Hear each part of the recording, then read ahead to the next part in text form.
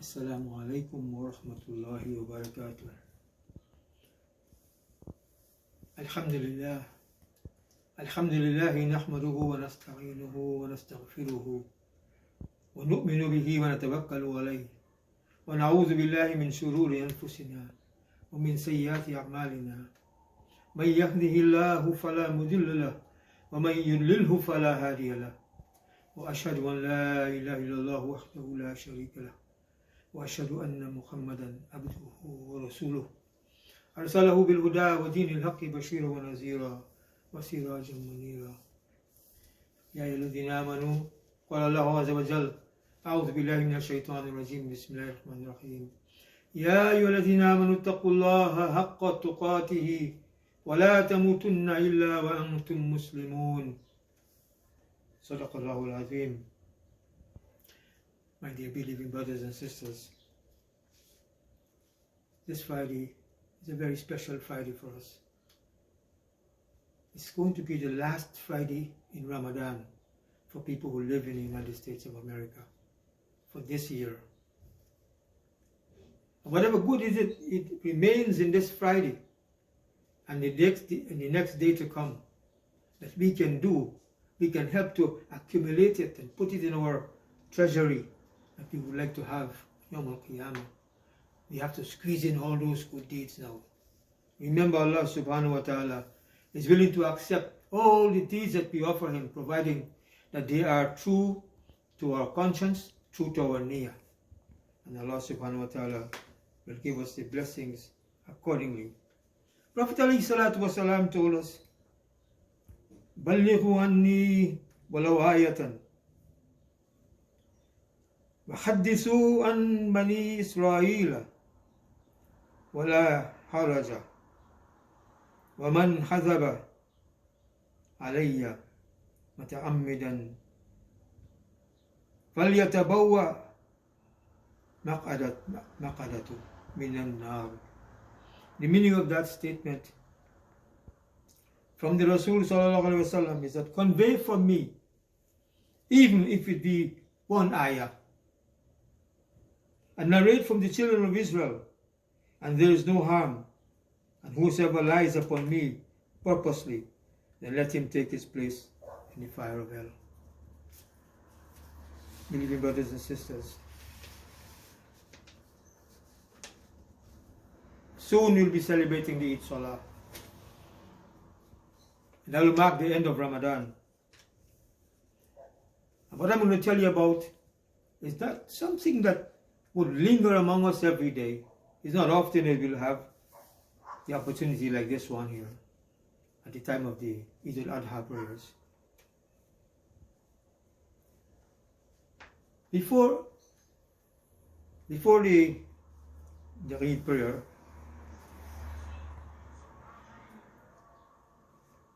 we normally engage ourselves in reciting some little words of remembrance, words of thanks. But what I want us to remember what Allah subhanahu wa ta'ala told us in the Quran when He was telling us about fasting and the reason why we have been ordained to fast. It's a very important purpose that Allah subhanahu wa ta'ala has created as a result of that. That purpose, He says in the Quran, أعوذ بالله من الشيطان الرجيم بسم الله الرحمن الرحيم. يا أيها الذين آمنوا كتب عليكم الصيام كما كتب على الذين من قبلكم لعلكم تتقون. O you who believe, it has been prescribed for you to fast. Similarly, how it was prescribed for the peoples before you. And the purpose of it is that you will cultivate taqwa. Taqwa is a way of walking, it's a way of speaking, it's a way of living, it's a way of worshipping that fall in compliance with what Allah Ta'ala has prescribed. Every good deed is amplified by the taqwa that we perform for it. And Allah subhanahu wa ta'ala wanted us to become muttaqi people who have taqwa. And that is why he has given us Ramadan. كتب عليكم الصيام كما كتب على الذين من قبلكم لعلكم تتقون. In order, fasting has been prescribed for you. In order, and it is prescribed for people before you too, in order that you will become muttaqi, that you become muttaqun, that you will cultivate and nourish yourself with taqwa. The taqwa will show out in your speech, taqwa will show out in your livelihood, it will show out in the way you walk, in the way you do business. Taqwa will show out in the way you deal with your family, the way you deal with your neighbors, the way you conduct your worship. That is why we should pay special attention to that purpose that Allah SWT has given us. What is taqwa? Taqwa is a shield, a barrier against what angers Allah and against what earns His punishment. If something is angering Allah and is going to hurt our relationship with Him, and He has made it prohibited, then we have to keep away from those things. That is what taqwa is. Taqwa provides us with a shield and a barrier that those things will not afflict us. We stay away from them. Umar bin Khattab asked Ubay bin Ka'b about taqwa, and he said, have you ever taken a thorny path? Yes, I have, said Umar bin Khattab. Ubay then asked, so how did you travel along that thorny path? How did you travel along that thorny path? Umar replied, I rolled up my garment and was cautious as to what I would tread on to avoid being pricked by the thorn. So Ubay bin Ka'b said, this is taqwa. How do we translate that into our livelihood? It's to look for everything that we will come into contact with that is threatening to do us a harm, and steer away from it, avoid it, don't make contact with it. Most of all, don't become influenced by it. This example illustrates the meaning of taqwa. Who is the muttaqi? The muttaqi is the person who adopts this path of purifying himself and keeping himself always in a righteous and safe path. He's always cautioned and careful with and where he treads, where he goes. Not merely out of fear of stepping on thorns, but out of fear of stepping into Allah's prohibitions. That's what that taqwa means for us. This is one of the most virtuous characteristics that one can have. Allah Ta'ala says again in the Quran, meaning of which is, verily the most honorable among you in the sight of Allah is that believer who has taqwa. Verily Allah is all-knowing, all-aware. Let us keep remembering how we cultivate taqwa and why we cultivate taqwa. But you notice that this month had another big attachment to it. And that is what we learn about the plague. I want to tell you a few things about the plague.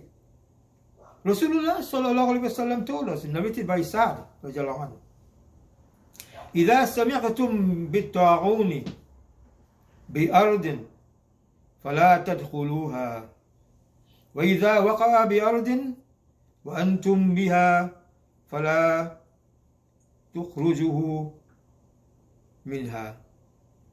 What does that mean? Again, the Prophet ﷺ, he taught us in Arabic. We don't know Arabic, we know English, but the translation services is always available to us. The meaning of what he said is, if one of you hear of an outbreak of plague in a land, do not enter it, do not go there. And if the plague breaks out in a place while you are in it, then do not leave that place. Bukhari narrated it, narrated in many different hadith compilations.